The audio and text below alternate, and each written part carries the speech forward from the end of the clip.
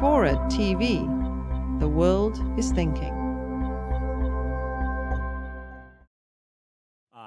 I think there are differences. It's absolutely true that all our experiences influence our brain. I mean, at the very baseline, we have to store memories, or we lose memories, or whatever.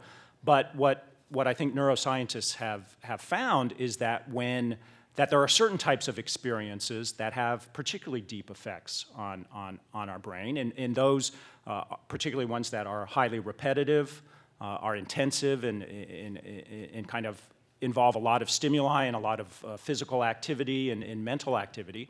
And it's precisely the kind of thing we do when we're sitting at our computers. I mean, we're constantly repeating physical actions, clicking or scrolling, or using the touch screen on our iPhone or iPad or whatever, and we're constantly getting signals and alerts and messages that we respond to in particular ways. So it's a very intensive way of training our minds in, I think, a particular way of thinking. And I think what's happening is we're reinforcing those mental functions, and even down to those mental circuits that make us good at skimming and scanning, and there's been certainly studies that show our visual acuity improves as we use particularly video games, but there's no encouragement and there's no reward for the more attentive modes of thought, for contemplation, for reflection, for introspection, for deep reading.